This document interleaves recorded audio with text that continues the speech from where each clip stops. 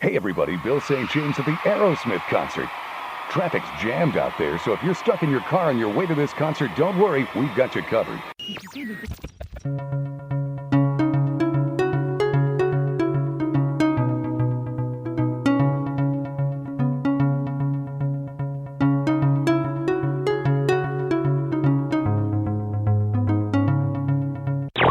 In the meantime, here in Europe, monks toil endlessly recording books by hand. But that is about to change. Please refrain from buzzing, stinging, and pollinating. And no chirping. And now, put your wings together for the host of our show, everyone's favorite band. WDW Radio, your information station. Hello, my friend, and welcome to the WDW Radio Show, your Walt Disney World information station. I am your host, Lou Mangello, and this is show number 744. And since 2004, when I wrote my first Walt Disney World trivia book, I've wanted to help you have the best possible Disney vacation experience and bring you a little bit of Disney magic wherever you are. Here on the podcast, my weekly live video every Wednesday night on Facebook, blog, events, weekly newsletter, and more. Please join the community and conversation and find everything else at WDWRadio.com. Destination D23 at Disney's Contemporary Resort was a weekend full of not only looking back on the Disney parks and studios history, but a peek at what's ahead as well. And this week, we're going to debrief the event, recap what was announced, and reflect on what's to come and what might not be.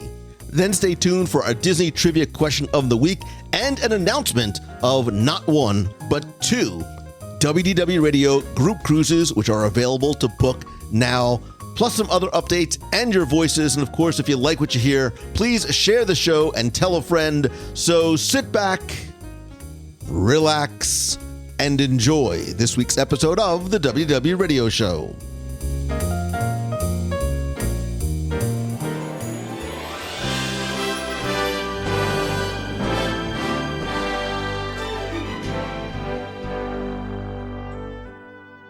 This past weekend, Destination D23 was held at Disney's Contemporary Resort. And as part of this biannual event, D23, the official community for Disney fans, celebrates some of those beloved moments and memories from the past 100 years of the Walt Disney Company with behind-the-scenes stories, special guests, panels, presentations, and performances. Not just looking back at the past 100 years, but what is to come and what D23 likes to call the company's boundless future. Clearly, some intentional words were used there. In addition to that, there's also shopping opportunities, and really, it's an event surrounded by community. And it's one of my favorite D23 events because it's so very different than the wonderfully overwhelming D23 Expo, which happens on alternating years. So I thought what we would do tonight is on our monthly WDW Radio Nation chat, we would look at some of the takeaways from Destination D and react, reflect, and in a sort of what could be out of control roundtable. We're going to give it a shot anyway. And what I'll do is I'll sort of talk about some of the things that happened and were talked about at Destination D23, specifically as it refers to Walt Disney World. And then I welcome you on the call, members of the Nation family, to jump in. And let's just really get right into it, because on Saturday, they really wanted to open up the weekend with a bang. And Parks, Experiences, and Products Chairman Josh D'Amaro presented what was called a celebration of the Disney Parks, Experiences, and Products yesterday, today, and tomorrow. So I thought we would go park by park and get a little bit of your thoughts about what was announced. And I want to preface this by saying that I'm always fascinated, first as a fan, because that's what I am first, and then as someone who likes to sort of sit back and watch and sort of take the temperature of the room as these things happen, because I think we as Disney fans come into these events with expectations that we set on our own, sometimes possibly unrealistic, sometimes very wishful and hopeful thinking.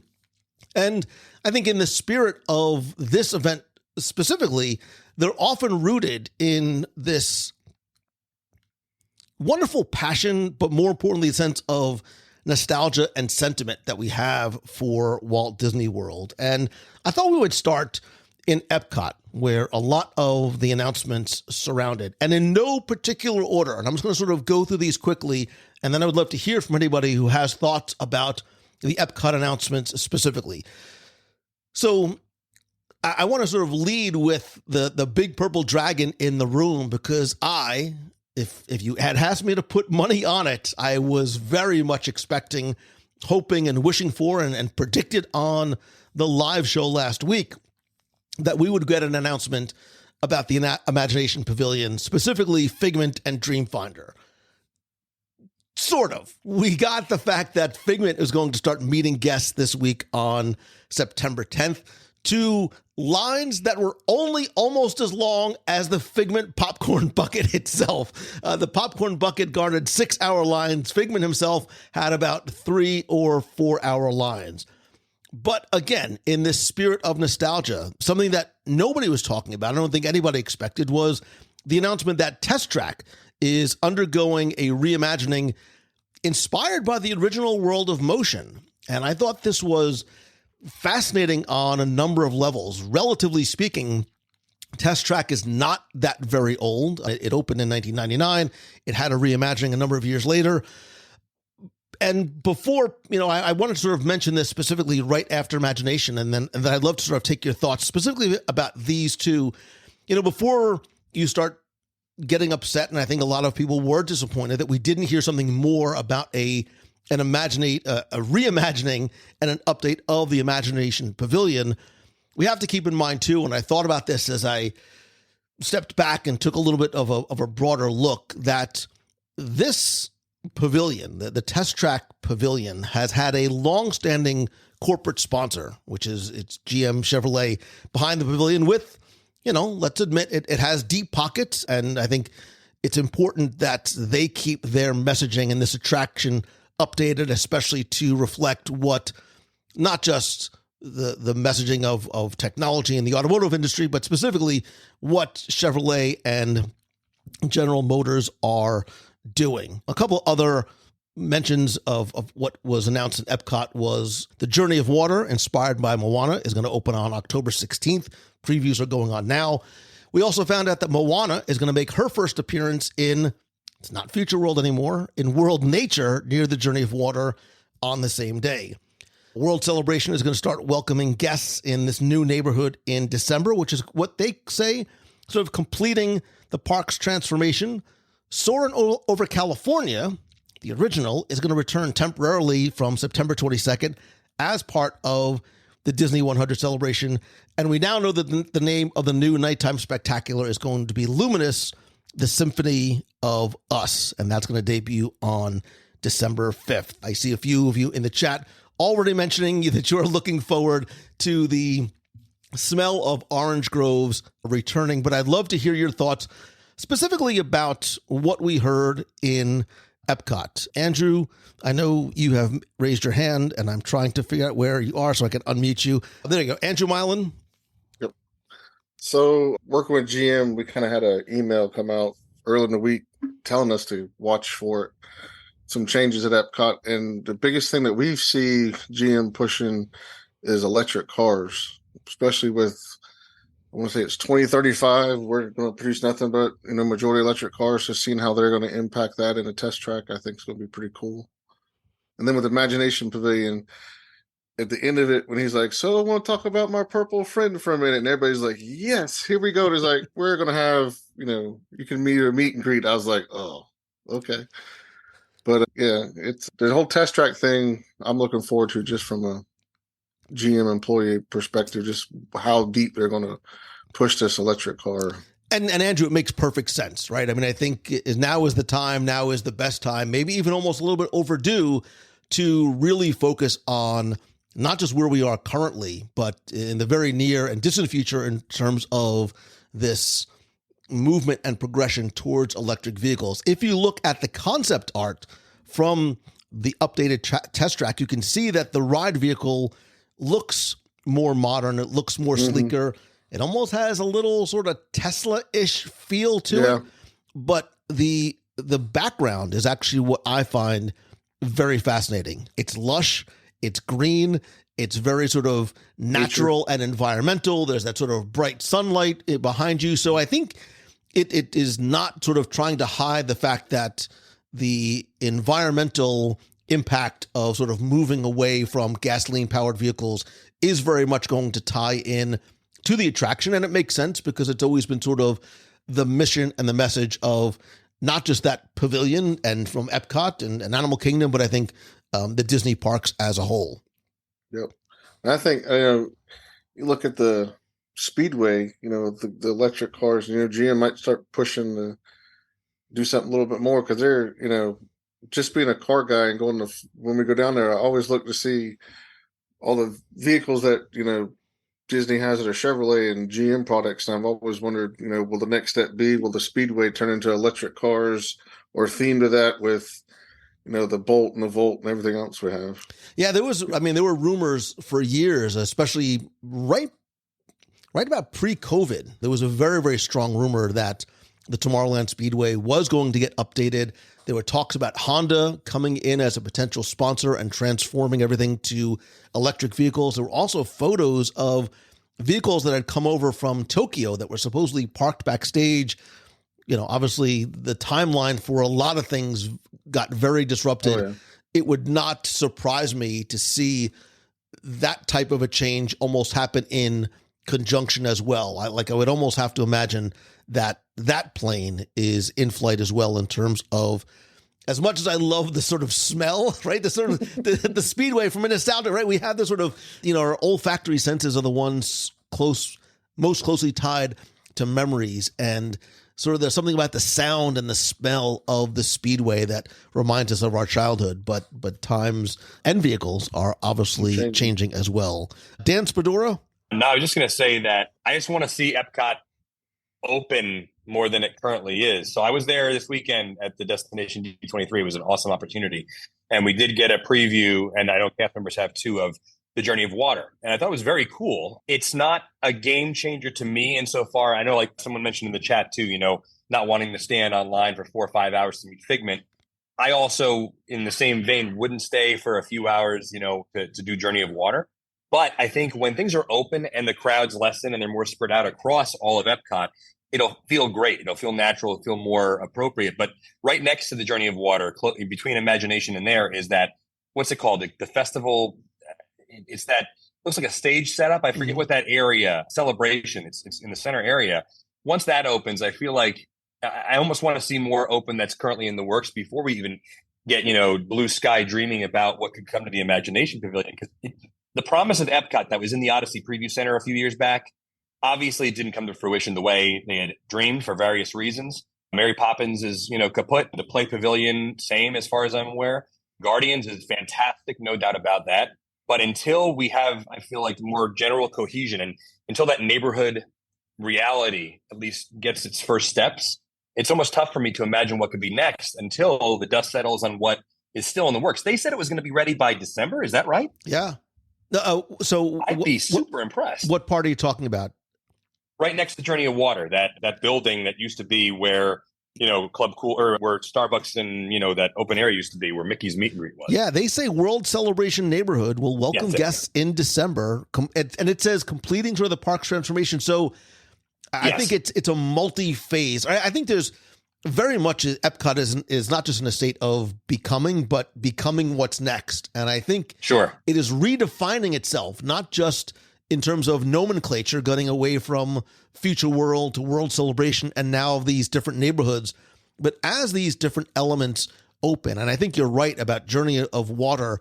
It is not a e-ticket attraction. We need to book a vacation specifically to see it. But what I think it does is it changes the dynamic of that area, right? It's very, very much an attractor, especially for kids as well as adults. It adds a kinetic element.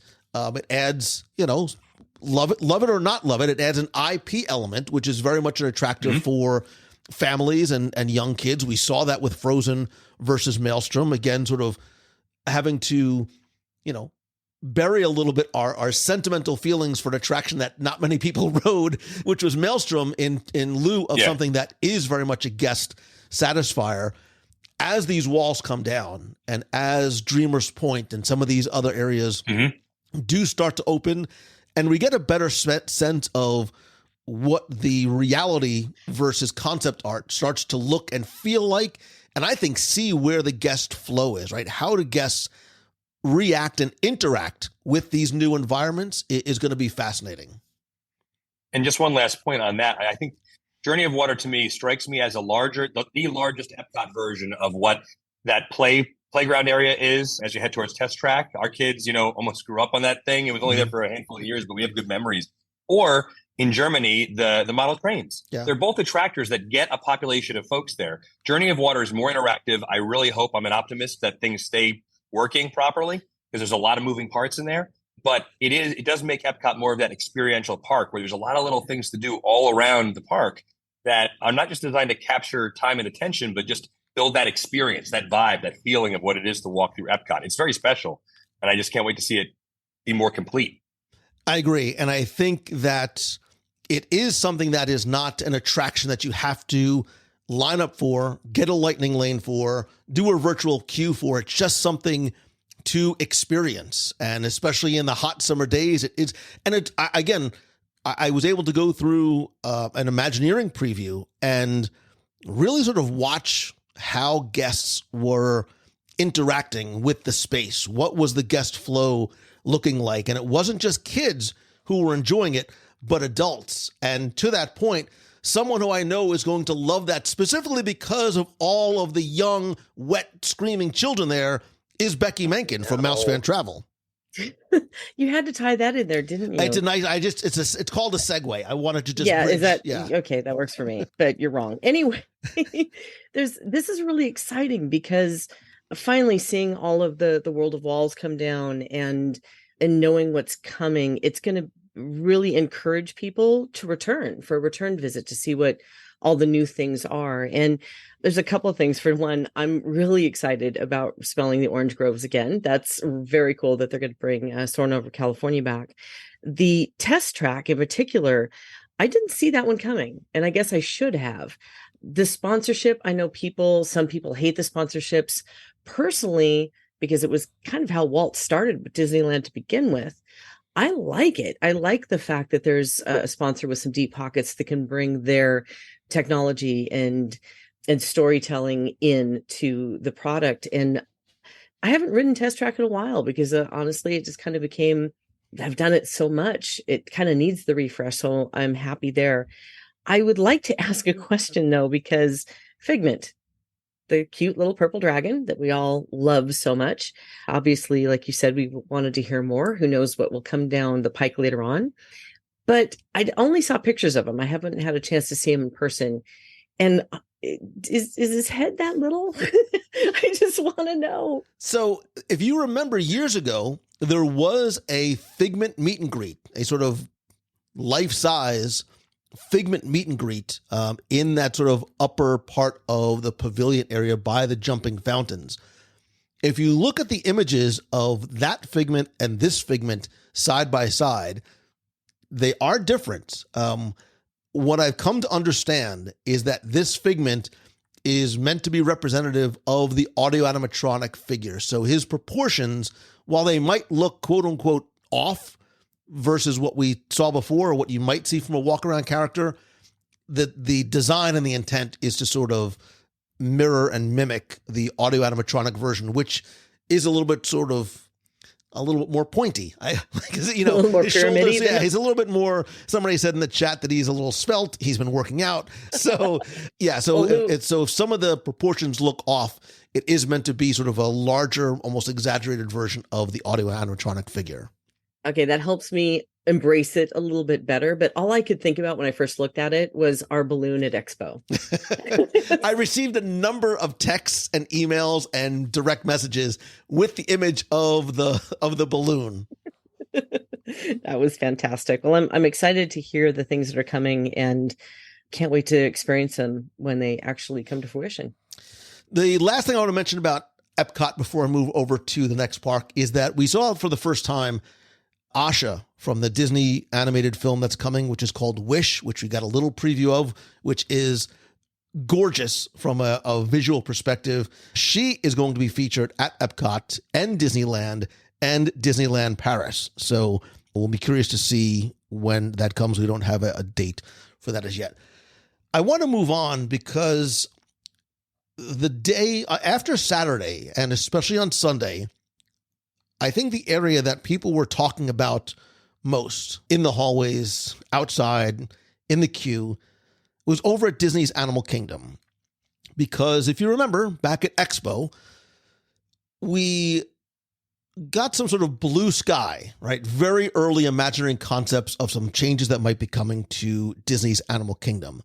Here, we learn that Walt Disney Imagineering plans to transform Dinoland USA into a, quote, tropical Americas inspired land. Along with that, we did see some concept art, which looks beautiful. It's very lush. It's very green. It has an entrance plaza and a carousel, a new fountain. You see changes to Restaurantosaurus. But what we see coming on sort of the two sides are experiences that are inspired by Encanto and Indiana Jones in this reimagined land. Now, this is where it got very interesting because the language that was used on stage, the language that was used in the releases, the language that I saw being used in hallway conversations by some people on the Imagineering team, clearly lawyers were involved, right? You know, it may feature experiences inspired by Encanto. And the most fascinating part that I saw was on Sunday morning, not once, not twice, but at least 3 times, I walked into conversations either among media folks or guests in line, debating, borderline arguing, is this confirmed? Is it not confirmed? Is it still blue sky? Is this a fait accompli? Is this plane in flight, or is Disney sort of trying to take the temperature and gauge guest reactions? My understanding is that this transformation into the tropical Americas and Encanto and Indiana Jones are happening, right? I don't want to use the word confirmed because I haven't seen the word confirmed used, but from the folks that I spoke to, that seems to be what is coming. And you can find some of the concept art online, especially the Encanto area. I mean, it looks like, and again, it's a very sort of distant dimensional view, but it really sort of looks like it came out of the film. And as an Indiana Jones fan, maybe not so much the last couple of movies, but as an Indiana Jones Raiders of the Lost Ark fan, it's appropriate for the tropical Americas and South America, because Indiana Jones, being the adventurer that he, maybe in the future she, is sort of appropriate anywhere. And some of his adventures have taken place in the tropical Americas. A couple of things just quickly in Disney's Animal Kingdom. We saw that a new Zootopia show is in development for the Tree of Life at Disney's Animal Kingdom. To be clear, this is inside the theater. This is not a projection show. I think there was some confusion initially that this was going to be a projection show.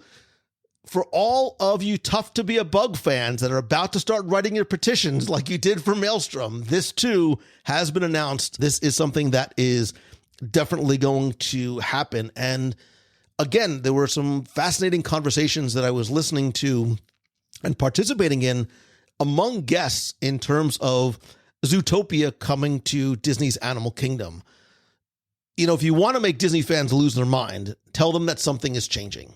And while some people had hoped for a Zootopia land coming to Disney's Animal Kingdom, possibly to replace Dinoland USA, other folks said, why are we getting sort of just this little taste of Zootopia in terms of a show in a theater, as opposed to what we're getting overseas, which is a fully realized, dimensional, and from what I understand from some of the folks that have worked on it, a spectacular, jump off the screen experience in the land of Zootopia overseas. So those are sort of the big announcements for Disney's Animal Kingdom. Zootopia and Indiana Jones and Encanto. I'd love to sort of hear any thoughts. Karen St. Pierre, you have your hand raised. I'm not really sure how I feel about this because I really love Harrison Ford. He's my favorite. But what does Indiana Jones have to do with Animal Kingdom? Well, I think, Karen, it's this idea of you have this land that is going to be reimagined to, again, reflect the tropical Americas, and not just these sort of two specific IPs. But if you look at the concept art, there's that entrance plaza, the fountain. It looks like there's shopping areas and pathways. It looks like there's something that appears to be a carousel as well. I think that these are going to be sort of anchor attractions in a land that is meant to reflect the overall place and space of the tropical Americas. Chris Alger? I just had a quick question, actually, when it comes to the Indiana Jones overlay of Dinosaur. Was there any indication that they were going to bring anything new to Animal Kingdom? Because I know that the track of Dinosaur is the same as Indiana Jones. Or were they just going to take what they already have existing and just bring it to the Walt Disney World? So we had the same question, and we could not get a definitive answer other than, sort of evasive. Oh, there's amazing things that are coming. Just wait until you see. It's not necessarily what you expect. I don't know what that means. It's very easy to sort of replicate the attraction that is out in Disneyland, which I love. It's spectacular. And while the track and the vehicles might be the same, it is a vastly different experience than Dinosaur is. That being said, there's a part of me that would like it to be something new, right? Create a new adventure that's not even based off something in the films, but based off the fact that Indiana Jones is an adventure, and you create this new storyline that exists in the tropical Americas, in South America somewhere.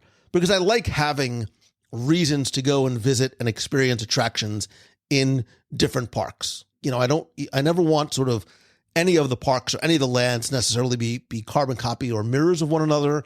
So I have a reason to go get my cozy cone and experience some of the other attractions in other parks. All right, let's move on quickly because we have a lot to get through. Let's move over to Magic Kingdom, where this, over the past year or so, what was sort of alluded to at D23 Expo, this blue sky concept of this area, really an island behind Big Thunder Mountain. Is it going to be Encanto themed? It is going to be Villains themed. It is going to be Coke. Like what is this sort of is going to be? What Josh said is that Magic Kingdom is in the process of undergoing its largest ever expansion with new attractions, restaurants, ... and more. And from what I understand, what we got this past weekend is really just sort of the tip of a much, much larger iceberg. So let's sort of talk about just what we heard. And again, these first two really came out of left field. I had never heard any discussion about either of these. The first is that a Pirates of the Caribbean themed lounge, calm down, Becky Mankin, is coming to Adventureland in Magic Kingdom. They say this first of its kind experience is going to extend the story of Pirates of the Caribbean. Imagineers are in the design process now, so this is happening. More details coming soon, although they did reveal one small detail, which is, raise your hand if you remember the Barker bird, the original Barker bird that stood outside over the entrance to Pirates of the Caribbean in the 70s and early 80s. He was known as Peg-Legged Pete for a little while. He made his way over after they took him away, which I was sad about. They put him over for a short period of time in the World of Disney store in downtown Disney / Disney Springs. He is making a welcome return. The question is, well, I think there's a few questions. One, the question I got on Saturday was, where is this going to go? I think the initial assumption was that this is going to replace Tortuga Tavern.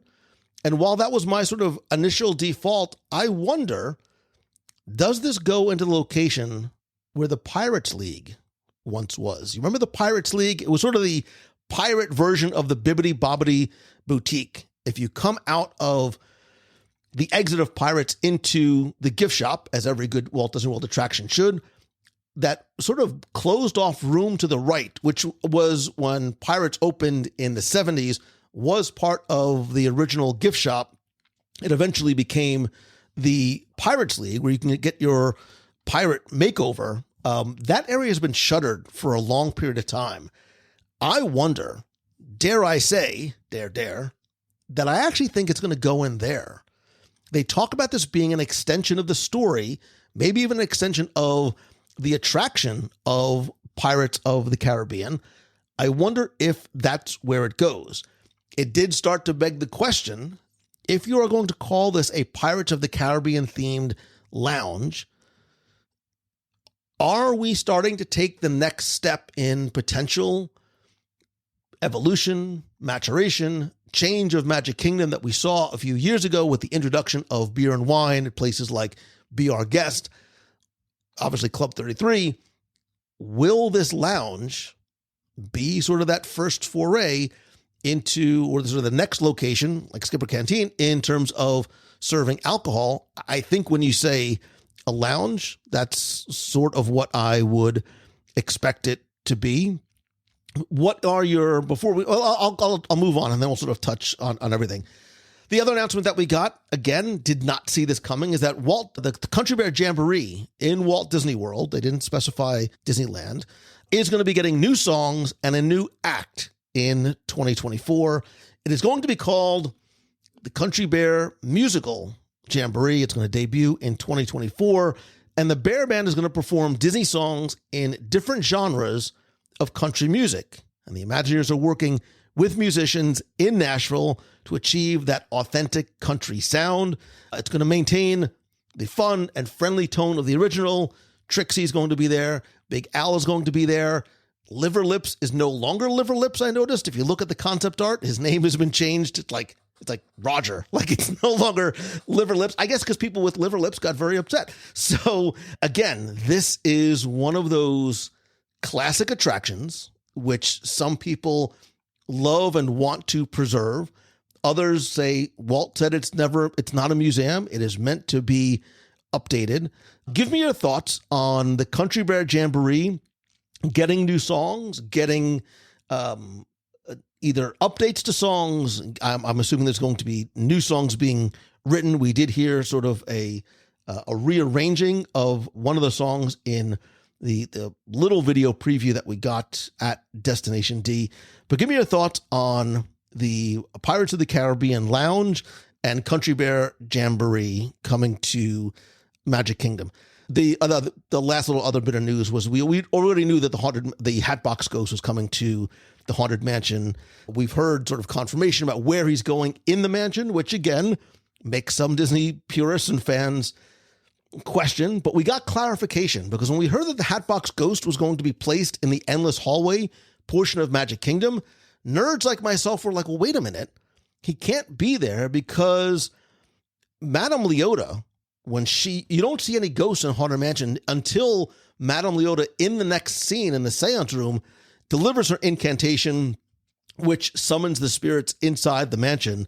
They actually addressed this, thankfully so, in the panel on Saturday, saying that the Hatbox Ghost has always been there, and he just has the ability to come and go whenever and wherever he pleases. So they were able to sort of Imagineer their way around potential inconsistencies in the story. So we have three classic, beloved, they're not all original, but sort of old school Walt Disney World attractions that are getting, some people don't like their things getting played with, right? They don't like their toys being touched, whether it's meant to be updated or not.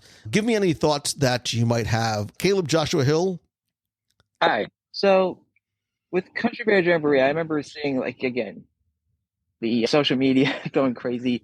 There was one person that was losing it. He's like, "Oh, don't touch my bears." Oh, Romeo, are you kidding me? But Liver Lips was actually like that. He was like Elvis in the Country Bears Vacation Hoedown, which is one of the seasonal things that they did during that time. And I think it's cool that they're doing this kind of music, or Disney music, And then the Hatbox Ghost, I'm really excited for that as well, because I know I didn't experience that either. But man, these are really cool things that are coming to Magic Kingdom. I think so too, Caleb. I think, and none of these, if you notice, none of these, the lounge and the Hatbox Ghost, they're not sort of in any sort of significant way altering the attraction. I think the Country Bears is another one of those attractions that we as longtime fans and nostalgics have, again, very deep-rooted sentimental feelings. We all tell the story going with our moms or dads or uncles or kids and having those moments and memories, and what Big Al and Trixie, they sort of mean something to us. But you also have to think about a newer generation that might be looking for music and figures and attractions that might need a little bit of love, attention, or updating for a new generation. We're starting to see that more and more, even in terms of, seeing some attractions that are becoming updated to become more interactive. And I think what we're going to see over time be more personalized as well. I see some people, Dan Spadora in the chat is screaming, the canon, right? You cannot CANNON, it's the canon, and it's the storyline that we as fans, know and love so much. L'Oreal Oliveri says, I will miss Blood on the Saddle. There seems to be a lot of questions. Is Blood on the Saddle? I mean, look, if you go and look and listen to some of the lyrics in the Country Bear Jamboree, they might need a little, Mama, don't whoop little Buford. Maybe you should just shoot him instead. It's probably not in this day and age, what we and what kids want to hear. I saw a couple of the questions about Tortuga Tavern may be having more room. Kim, that is true, but I think you absolutely need Tortuga Tavern to remain an accessible, an open counter service location. Magic Kingdom, the supply and the demand for food in Magic Kingdom is very, very high. If you don't believe me, go in August and see sometimes how long the lines are. So that's why I started to think that the Pirates League might make more sense, because you're not going to cannibalize a food location, but instead you are adding on another place to act as a lounge. All right, anybody else? Becky, you have your hand raised. Well, yeah, you got to go back to the lounge for a minute. Because, I was shocked you weren't going to comment on the lounge. Well, I had to circle back around to that after Becky went to her kitchen and got some rum. She's really sort of investing in the conversation. I love this. Becky needs some rum sometimes. It's interesting because, they're kind of slow boiling the toad a little bit about introducing alcohol into the Magic Kingdom. And we've seen it happen in some of the other parks, obviously Epcot, Animal Kingdom. And it really has kind of enhanced some areas where people can go in and relax a little bit, have a beverage, whether it be alcohol or non-alcohol. I like the fact that they're thinking about something that's going to be a theme that is going to be very popular from the get-go. But my question is, please distinguish this for me. Was this blue sky or is this real? Because again, I'm having a little difficult time trying to interpret as well. And I'm not exactly sure that being the Libra that I am, part of me loves hearing the blue sky about what possibly could come. But then I get really excited about it. And then if it doesn't come, it's kind of disappointing. But yet I still like to hear it. So I'm not sure what side of the fence I fall on. So my understanding is that, and we'll talk specifically about Magic Kingdom, these are in flight. These are absolutely happening. I think the Disney's Animal Kingdom stuff was possibly unintentionally vague. And without sort of, naming anybody, there were conversations I had with folks afterwards, not just guests, but those, from Disney. And there was confusion about the confusion. Like, oh, well, no, I've been working on this project. Like, this very much is happening. So, and again, people were taking out their phones and like the good little lawyers that they were, like, no, he used the word considered. No, he didn't say confirmed. My understanding is that all of the things we've discussed so far are in fact happening, right? This is not blue sky.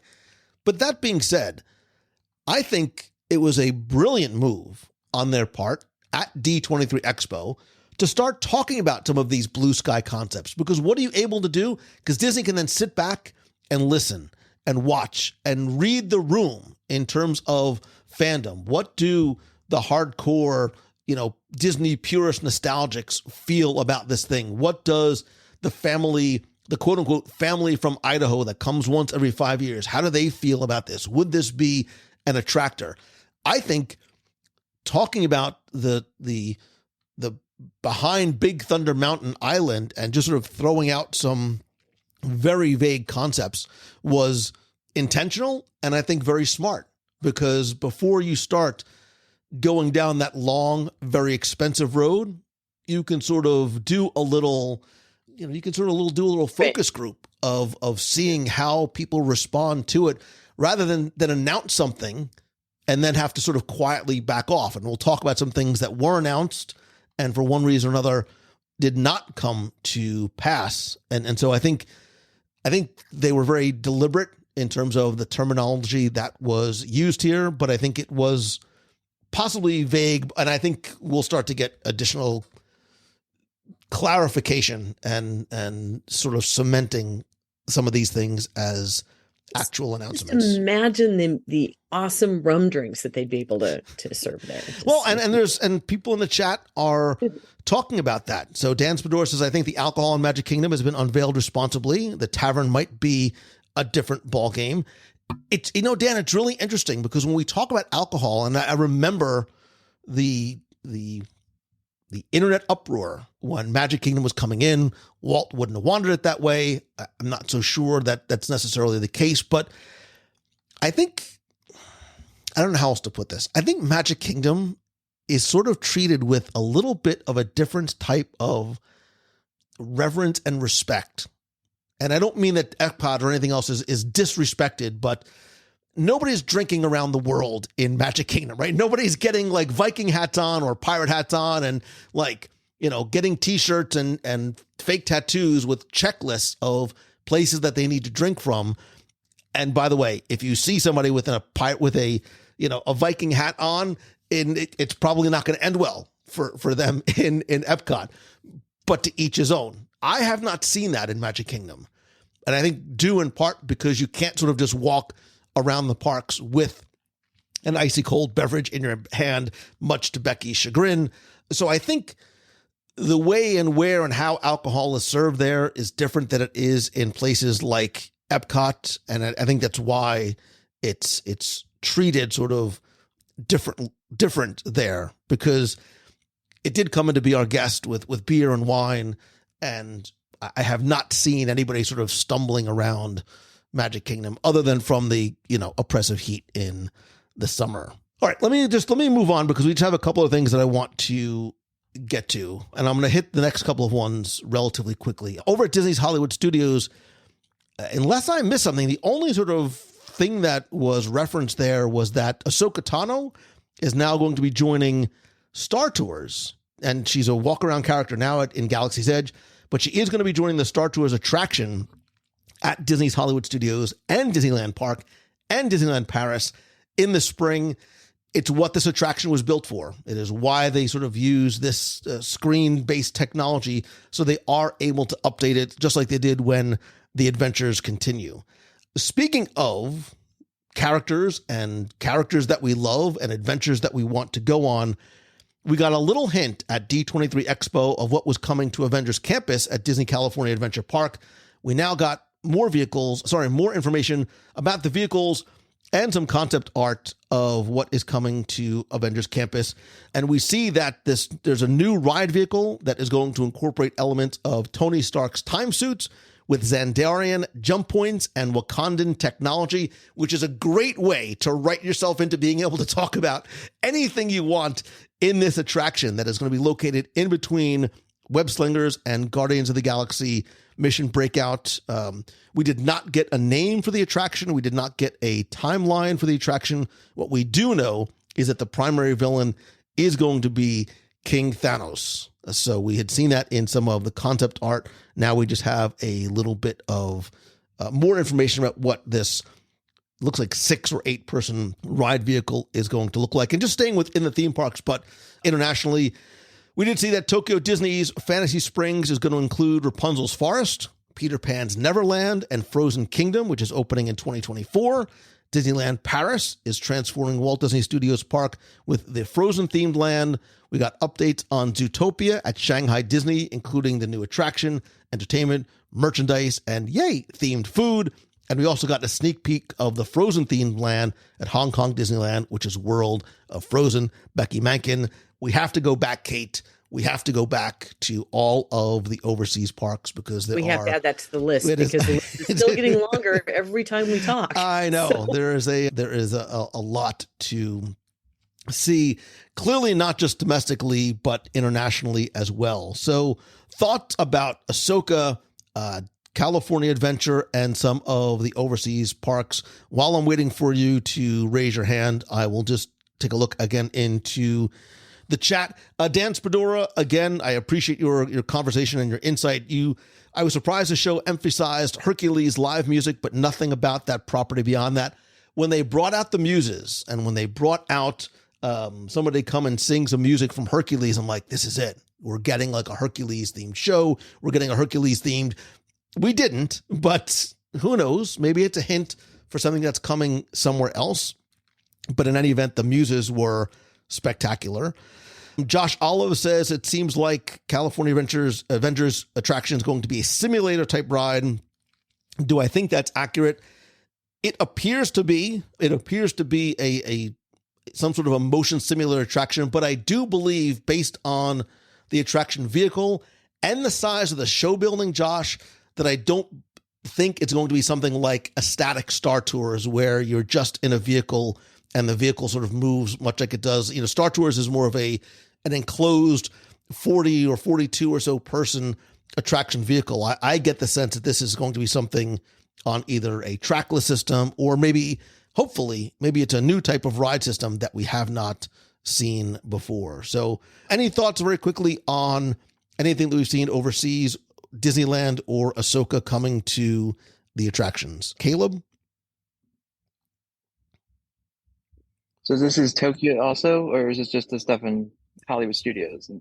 Any of the above, anything that we talked about. So yeah, so all the stuff from Tokyo Disney Sea's Fantasy Springs, I'm really excited about, especially the Tangled and the Peter Pan. I know you love Peter Pan. That is going to be amazing. I'm hoping the attraction has a lot of amazing audio animatronics, kind of like the ones at Beauty and the Beast. But I'm just really excited because the Tangled, I love Tangled. I love Rapunzel. I love just all the characters. So I'm excited for these really cool attractions. They just do better than us in America.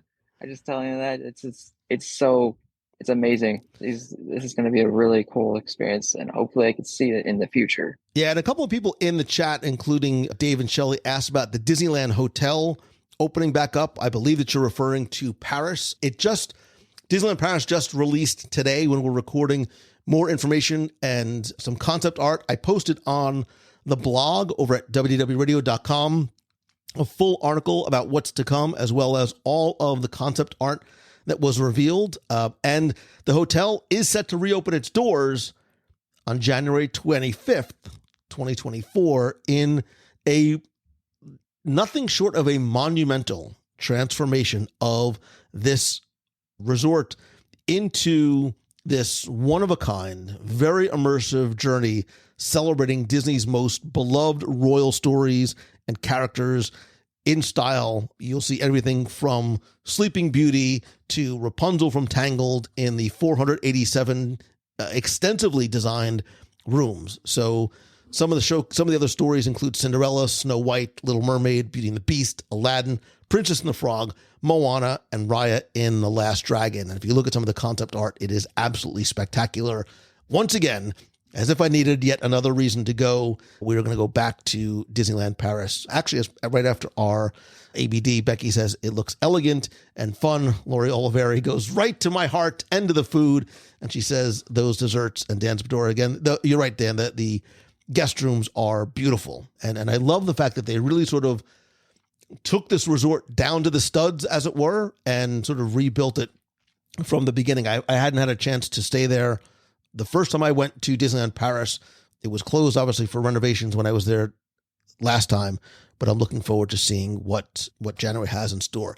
Let's quickly move on to a couple of other things. We did hear from Disney Cruise Line specifically, and again, we had all the Disney Treasure news coming out just about a week or so ago, but here the focus was on the new ship and the new name, which we now know from Disney Cruise Line President Thomas Masloum as the Disney Adventure, which is meant to evoke the spirit of exploration, taking families on a fantastical voyage across a sea of Disney, Pixar, and Marvel stories. This ship is going to be in Singapore, and Disney Cruise Line and the Singapore Tourism Board are collaborating to home port this brand new ship for at least 5 years, beginning in 2025, marking the cruise line debut in South Asia. And he talked about how Singapore was specifically chosen because of its very strategic location, right? There's world-class airports and port infrastructure. There's a thriving cruise hub there in Southeast Asia.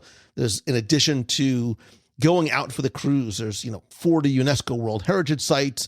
The ship is being built in the Meyer Werft shipyard in Germany. And again, we know it is going to launch in 2025. We don't have a time as to when that is going to happen.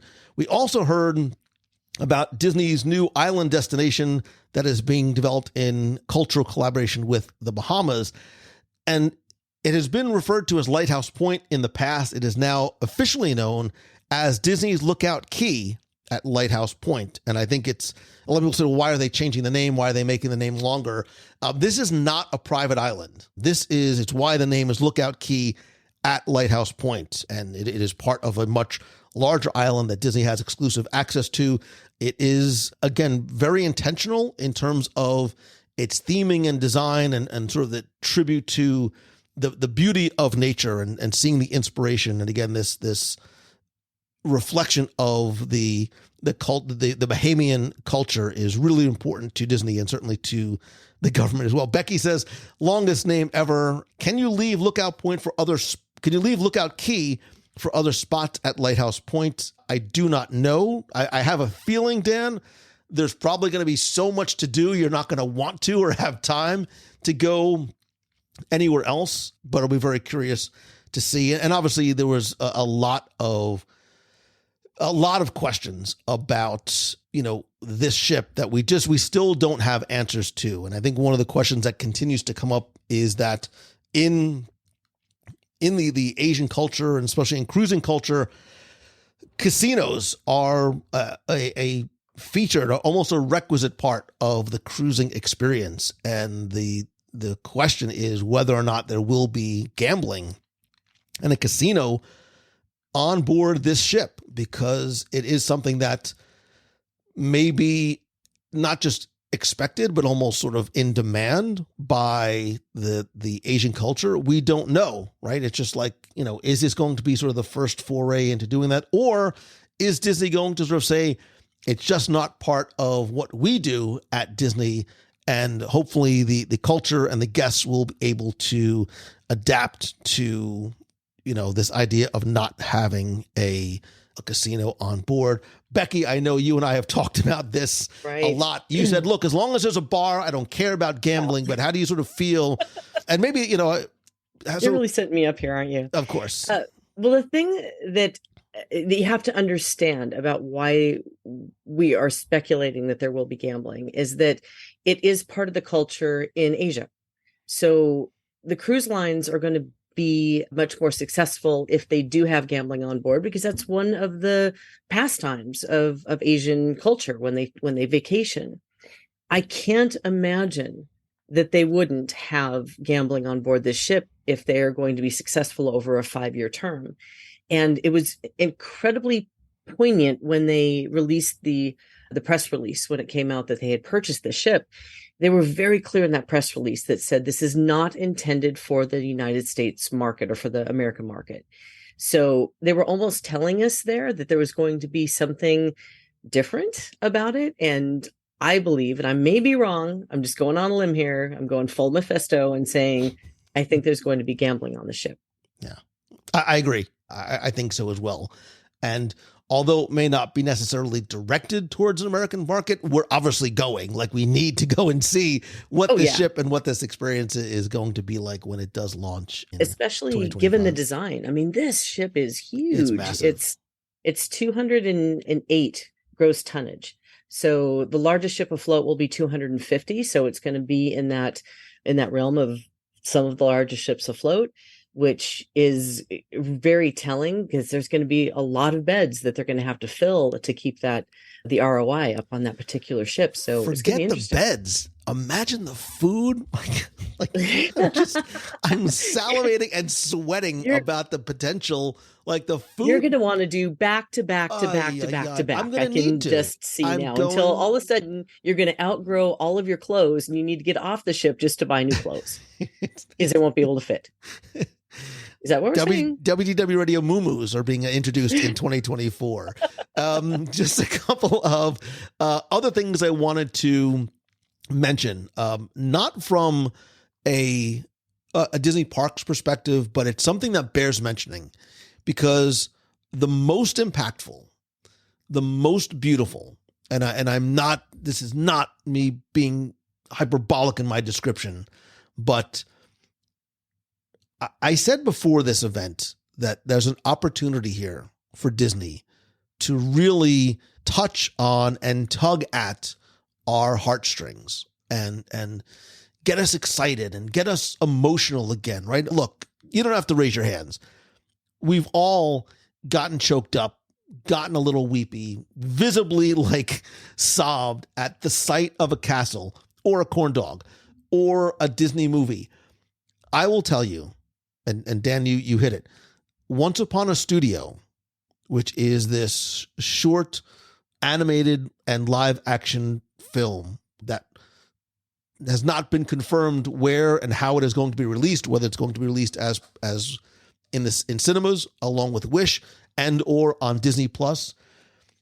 There was not a dry eye in the house. There was a 5-minute standing ovation for the producers when this was over. Men, women, children, everyone was weeping. I mean, full-blown tears streaming down. Now, mind you, I'm a crier. It doesn't matter. But this touched on the simplest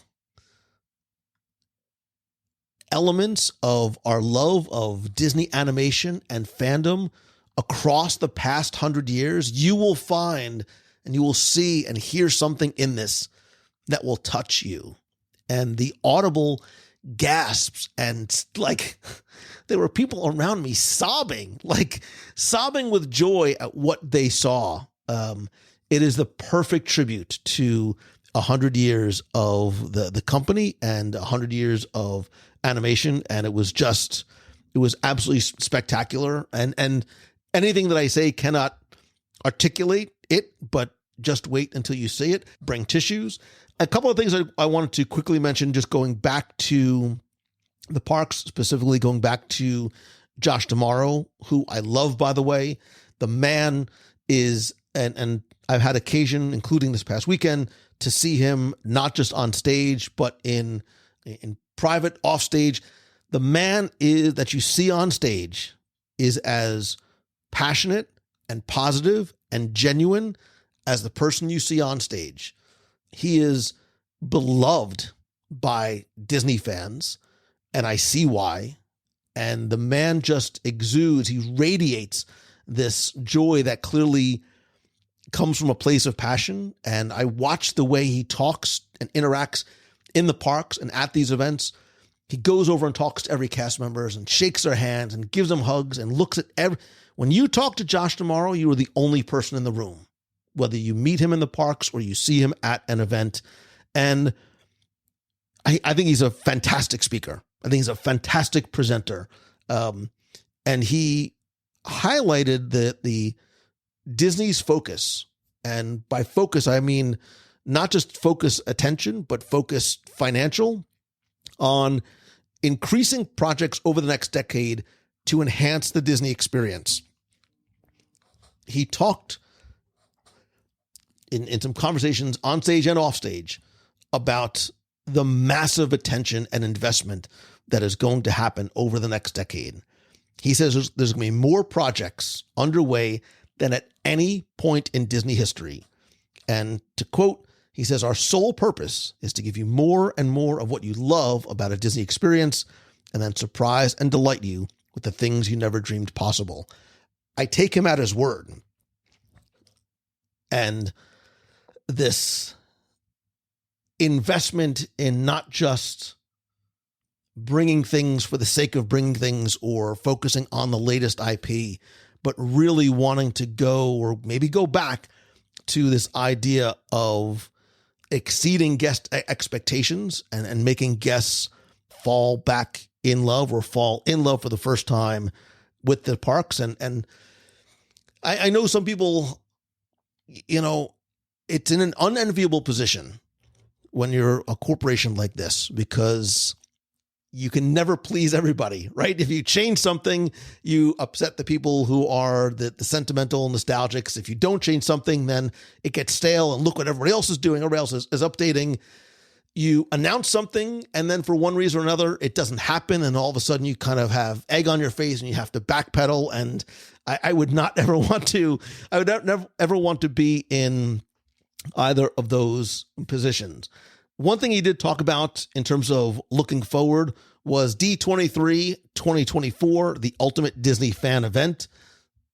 The word expo is no longer in the name, but this is an event that, Becky, you and I have been to, not just as guests, but as exhibitors since the very first one. It is the thing that we look so forward to every other year. We've been waiting, like, not so very patiently, for some sort of acknowledgement of what was coming. And they're doing some things differently next year. In addition to just taking the word expo out of the name, it is now back. Remember the first year, it was 4 days. It is now back to 4 days. And it kicks off at Disneyland on August 8th, right? So the first day of the expo is going to take place at Disneyland. They did not talk about specifics as to what this is going to be. Is it going to be sort of a D23 takeover? Is it going to be an after hours event? We have no idea, but it is going to kick off at Disneyland on August 8th.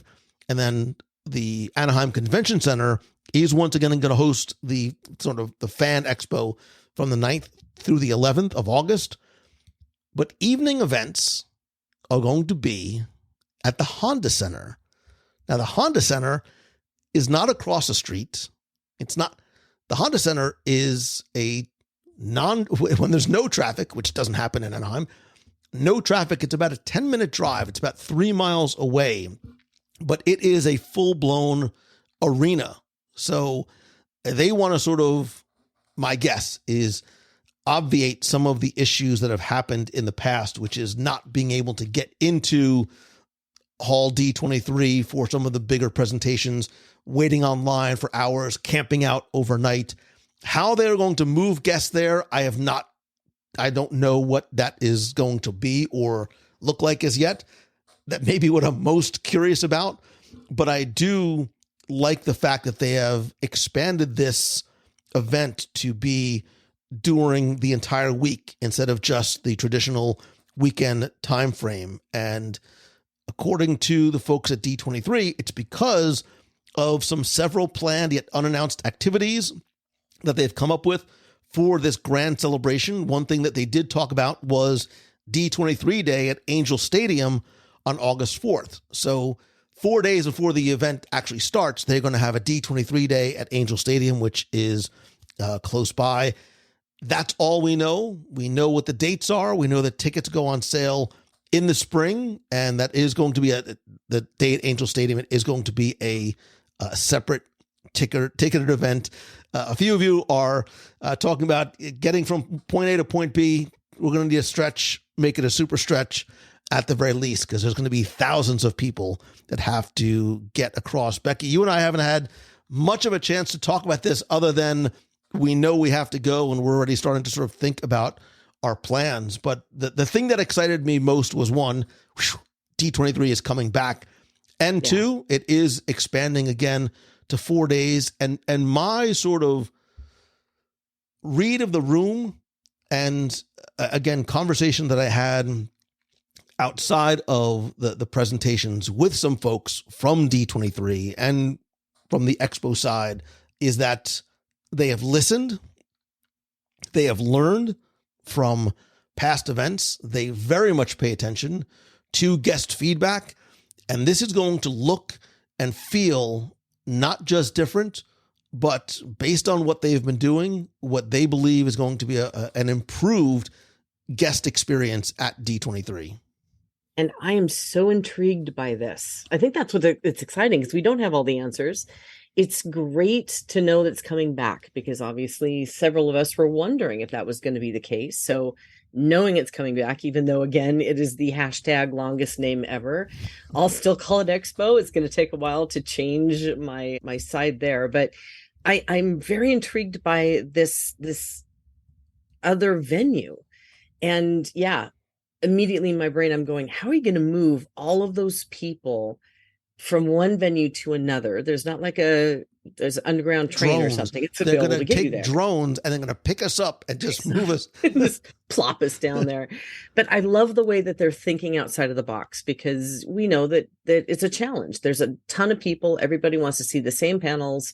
There's tons of lines. There's tons of waiting. You miss out on other exciting things going on because you need to wait in line for 3 hours to get into the panel you want to see. So I'm hoping that this situation or what they're coming up with is a solution to that problem that will allow more people to enjoy those panels and things that we're all excited to see. I'm just really curious about the logistics of it. And as a logistics person, that's the thing is like, that's great, but how are we going to do this thing?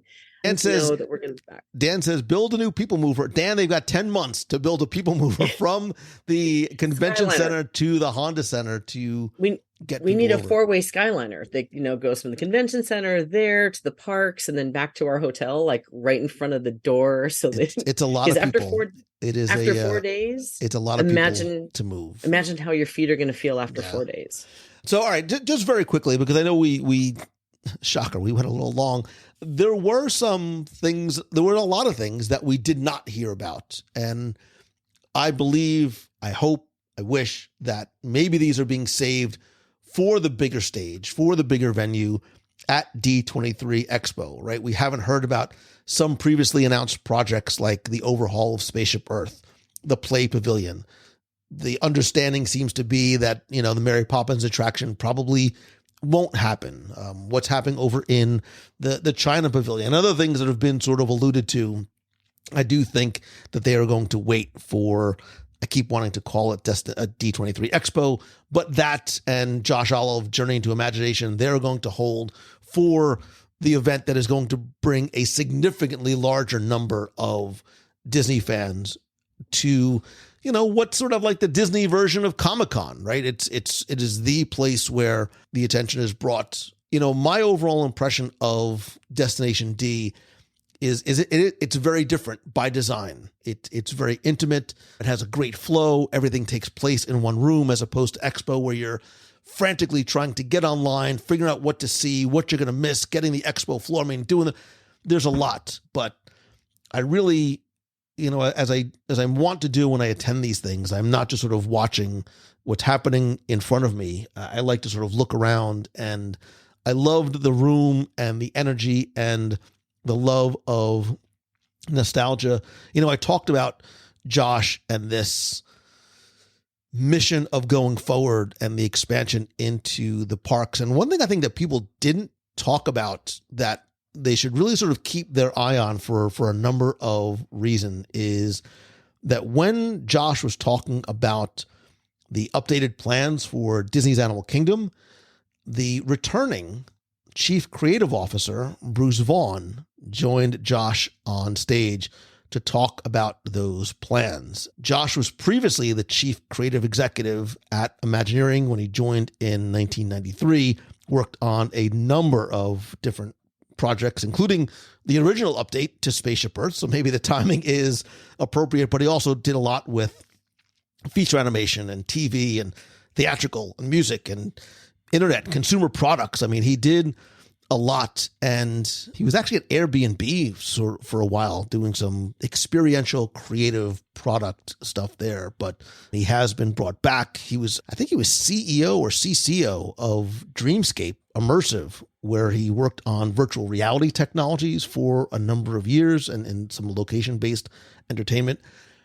I think the addition and sort of the reintroduction of Bruce Vaughan is not an accident. And I don't think the timing is not very strategic, not just in terms of what he's bringing to plans for Disney's Animal Kingdom and Walt Disney World and the Disney parks, but possibly even a larger role in the company, as there are, executive movements that are probably going to happen over the next few years. But Josh is full steam ahead on updates and improvements, and you could almost tell that he wanted to reveal more than he could, but the lawyers and the PR people are like waving him off, like, Josh, you can't say this. You can't even go down a different road because you're starting to sort of tread into territory that we're not ready to talk about. Dan says Destination D is very calming by comparison. It's an intimate sort of love letter, I think, to not just Disney theme park fans, but fans of the archives and animation. And whether it's Becky Cline or Diego Paris or some of the other Imagineers, I loved seeing Steve Agnini and Don Hahn on stage once again. They had great musical performances. I mean, there was something really for everyone for this event. So if you haven't been yet, I highly suggest you come back, hopefully when it returns in 2023. 5 to Walt Disney World. Anybody else? Any final thoughts? Any final comments? Any questions before we call it a night? If not, I will obviously post this in the clubhouse at wdwradio.com/clubhouse, and would love for you to be part of the community and conversation. And all of you, I won't call out all of you by name, but everybody who is here from the WDW Radio Nation, or I'll call you out by name. Why not? Andrew and Caleb and Lori and Angelo and Lisa, Dave. It's like Romper Room in here. They never said Lou in Romper Room. I'm still devastated to this day. Kim, Brian, Karen, Josh, good seeing you. Kevin, Kerry, Elizabeth, and Grace, thank you all very much, not just for being here tonight, but for being part of our Nation family. I love and appreciate you and cannot wait to see you at the next event and certainly on our next call. If you weren't all on mute, they can't hear you going wild with applause, but thank you. Yay! Yeah.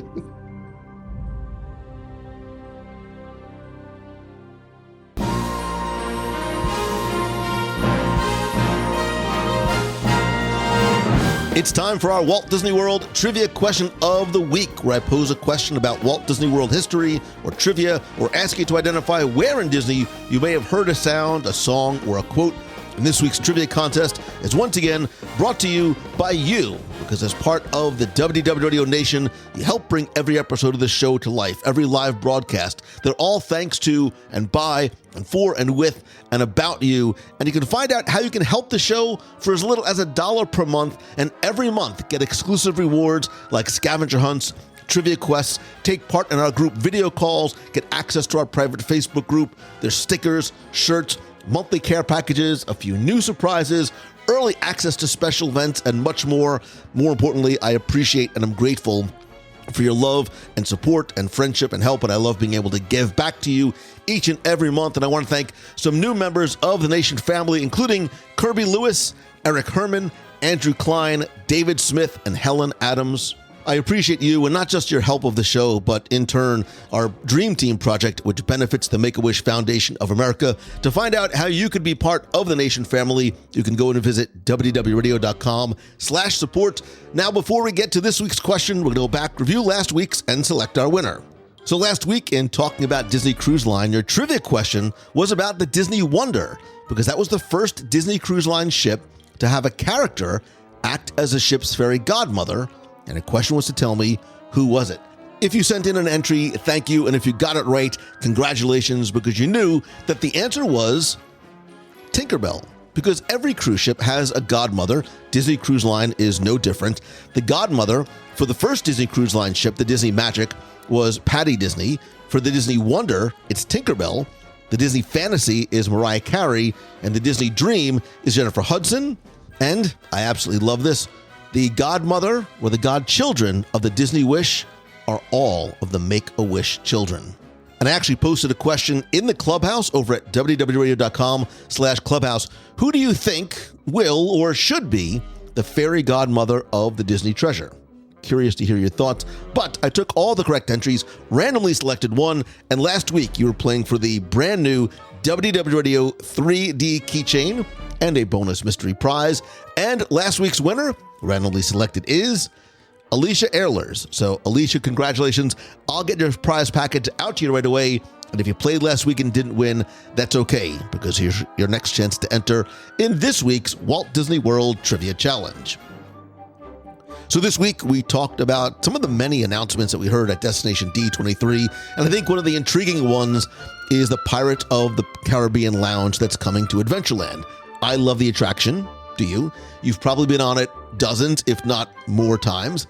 Let's see how well you pay attention, because what is the name of the pirate ship, the galleon, that is attacking the fort? It's the same ship that has Captain Barbossa on its deck. What is the name of that ship?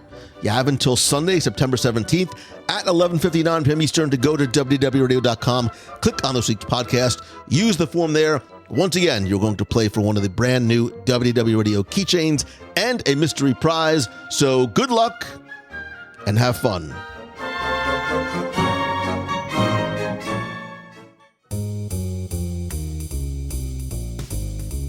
That's going to do it for this week's show. Thank you again for taking the time to listen this and every week. Just a couple of quick reminders. Please come be part of the community and conversation. Talk more about your thoughts about Destination D and what is coming and what is not coming to Walt Disney World and the Disney parks over in the Clubhouse at wdwradio.com/clubhouse. You can also connect with me on social. I am at Lou Mongello on Instagram and Facebook and LinkedIn and X. And please be sure to like the WDW Radio page at facebook.com/WDW Radio and turn on notifications so you don't miss a thing, including our Wednesday night WDW Radio live broadcast and chat. We talk about everything from this week's podcast to what's new and news in the Disney parks, live Q&A, live call-in shows, contests, games, and really just an opportunity for us to come together as a community again every Wednesday, 7:30 p.m. Eastern. And speaking of coming together, as much as I love connecting with you online, nothing beats a handshake and a hug. Check out our events page over at wdwradio.com/events or over at facebook.com/WDW Radio. I'll be announcing our next WDW Radio Meet of the Month in Walt Disney World soon, as well as other on-the-road events. But the big announcement that I want to share with you is that we have not one, but two special events, specifically cruises on Disney Cruise Line, coming in 2024 and 2025. I want to first invite you to join us for a 5-night Halloween on the high seas. I have never done this before. I've never done Halloween. I've been on the cruises around Christmas time. This is one I've been looking to do for a long time. So October 21st through 26th, 2024, departing out of Fort Lauderdale, Florida. It is a 5-night cruise that stops in Nassau and, more importantly, Disney's Lookout Key at Lighthouse Point. And we're also looking to take the Brightline train that is opening later on this year from Orlando to Fort Lauderdale for anyone that wants to ride the train down from Orlando, because we're probably going to do a special event either pre or post cruise in Walt Disney World. So the Saturday before the cruise or the Saturday after, we want to make this a full land, sea, and rail event. Again, October 21st through the 26th, 2024, 5-night Halloween on the high seas on the Disney Magic, which, by the way, I love, love, love that ship. But wait, there's more, because when the announcement of the Disney Treasure came, many of you reached out asking if we were going to do a group cruise. Of course we are. And it is going to be February 8th through the 15th, 2025, a 7-night Western Caribbean cruise that stops in Cozumel, Mexico, Georgetown, Grand Cayman, Falmouth, Jamaica, and Disney's Castaway Cay. This cruise leaves out of Port Canaveral, and oh, by the way, it also happens to coincide with WDW Radio's 20th anniversary. And there's nothing else that I would rather do for such an important milestone for our community than to be on that ship with you.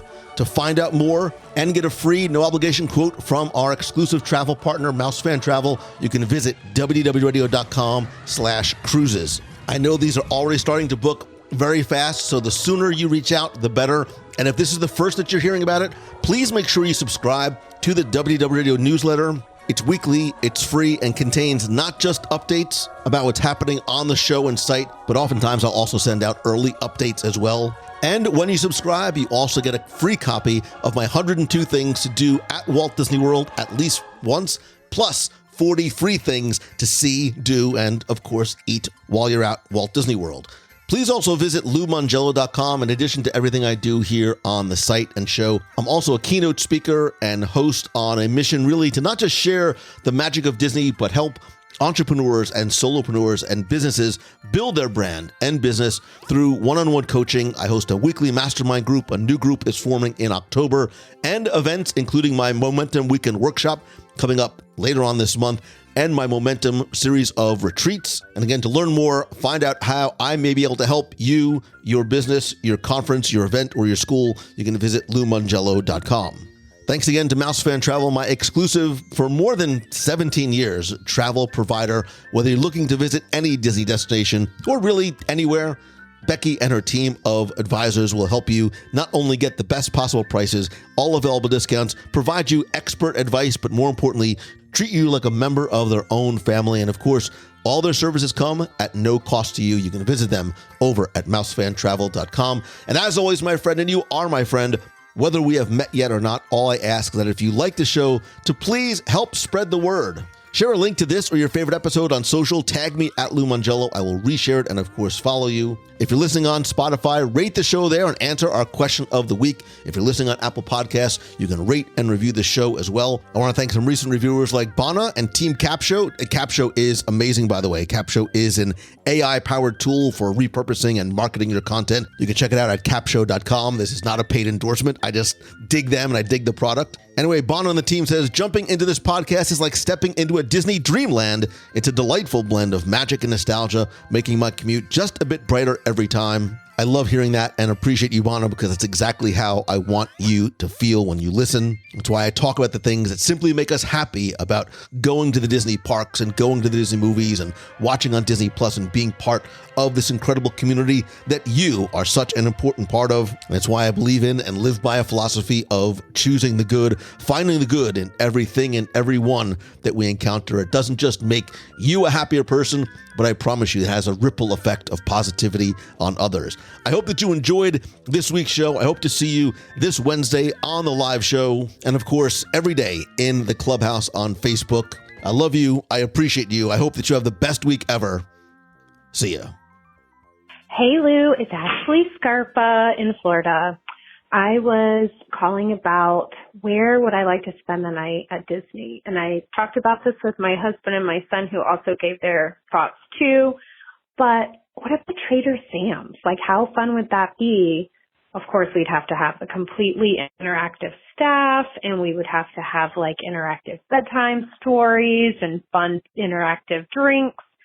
But like a big slumber party sleepover at Trader Sam's, I just think would be awesome. So I wanted to give you that one. My husband, Glenn, you met him, I'm not sure if you remember, but he suggested inside Guardians of the Galaxy, when it's kind of like the stars and the atmosphere. I was on the ride, but my eyes were closed during that part. So I can't even really recall what that is, but he said it reminds him of camping in the Everglades when he was younger, and he would like to have a bed, not a camper or like a sleeping bed, but a full bed in there. And he said age-appropriate drinks would be nice too, some nightcaps. So anyways, love your show, love all your shows. Thank you for what you do, and I'll catch you on the podcast soon. Bye. Hi, it's Elizabeth from Massachusetts. Hope everyone is having a lovely day. Anyway, I just finished listening to episode 491 where we talked about collections. And honestly, I have the worst personality for wanting to watch more things from Disney. So I feel like my most favorite thing is to collect are the maps and the popcorn buckets. But yeah, I hope to hear from you all, or hope to see you all soon. Have a magical day. It's really magical, and I'll talk to you all real soon. Bye. Hey Lou, it's Patrice Roberti from Metro Boston. It is like Florida weather here today. It is like 1,050 degrees. But I'm not calling about the weather. I'm calling because last night I was listening to WDW Radio number 561, top 10 little things we miss in Walt Disney World. And about 30 minutes in, you were saying about how things that, you like to show people, kind of special things. There were some hidden Mickeys that you were talking about, and how you like to show people your enthusiasm. I don't think you've ever done a show that was top 10 things that you would show people if you were on a tour with them today. And I don't know, I don't mean it's just hidden Mickeys and things, but just, you used to do the tours. I don't think you're doing the tours anymore. Oh, I'd love to do a tour with you so much, your enthusiasm and your knowledge. But maybe you could do a show about that sometime, the top 10 things that you would show someone today if you were on a tour with them, because you know the place and you know it worth seeing, and I think that would make a great show. I know I would love to hear it. So if you ever do it, I will listen with great happiness. Take care. Thank you for everything. Bye. Hey, Lou. It's Christine Morrison from Flowertown, Pennsylvania. Boy, is it hot here today. I'm meditating, but I'm listening to your episode about the treasure. I watched the video they released, and my mind is just blowing up on a bunch of different points. The Jungle Book and 20,000 Leagues Under the Sea themed lounges. I can't even wait. I'm wondering if the squid is going to attack on 20,000 Leagues Under the Sea in the ceiling. That would be so awesome. Something that I heard from a different report that you guys didn't talk about, there's going to be Luca themed staterooms. If that is true, I want one of those because there is not enough Luca representation. It's one of my favorite movies. I just love it so much. I'm really looking forward to that. I'm looking forward to whatever Haunted Mansion, anything they decide they're putting in there. And then you alluded to something on Instagram about there being a Hollywood Tower Hotel bellhop hat in the background on the shelf. And if there is anything Tower of Terror related, anything, I am, take all my money, take my kidneys, my left leg, my right foot, I don't even care. I'll mortgage my house. I'm going on the treasure. I am so excited that they are giving some nods to the park. And you're so right that it is going to then, people who weren't potentially interested in going on cruises that are theme park lovers are going to go on. And I am so excited. I can't even tell you about those things. Anyway, great show. I love speculating. It's so much fun. But everybody have a wonderful day. Momentum is coming up. So excited for that. I think there's a few spots left. So if you're on the fence, you got to jump in. It's one of the best things you've ever done in your life. So I will see everybody there who's going and make somebody smile. Have a wonderful day. Bye.